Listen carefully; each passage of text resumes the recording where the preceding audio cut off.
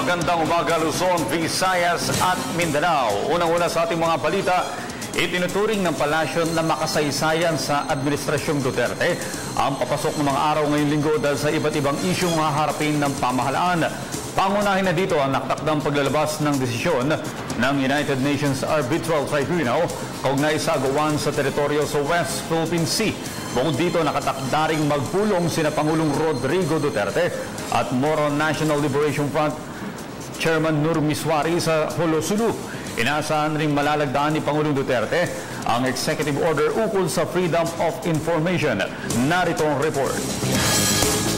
Magiging makasaysayan ang buong linggong ito para sa mga Pilipino ayon kay Presidential Communications Secretary Martin Andanar.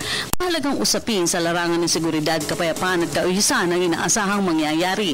Una na dito ang pagpapalabas ng United Nations Arbitration Court ng desisyon sa inihaing reklamo ng Pilipinas sa usapin ng agawan ng teritoryo sa West Philippine Sea. Pagtiyak ng kalihim, tutugunan sa legal na paraan ng Pilipinas ang anumang magiging desisyon ukol dito. Alas 5 ng hapon ng July 12, Martes, inaasahan ang pagpapalabas ng desisyon sa petisyon ng Pilipinas. We will have to wait for the final decision of the UN Permanent Court or Arbitral Court, no? Dun sa may The Hague.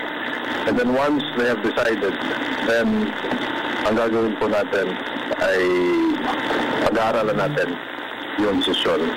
And once napag-aralan ng SOLGEN, and that's the time that we shall explore our next move.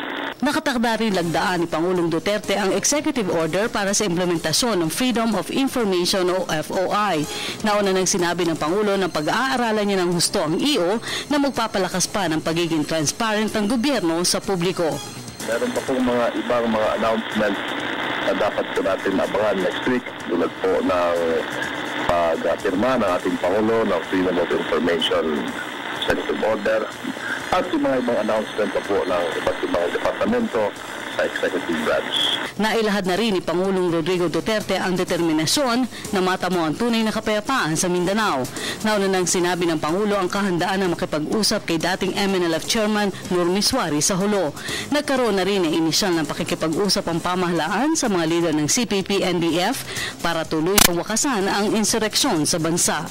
Wala namang nabanggit na exact date na pag-uusap ng ating Pangulong Duterte at MNLF leader Nur Miswari, pero makakasiguro po lahat na mangyayari po ang pag-uusap just as the talks with the MILF and the NDF will happen. Para sa Telebisyon ng Bayan, Rocky Ignacio.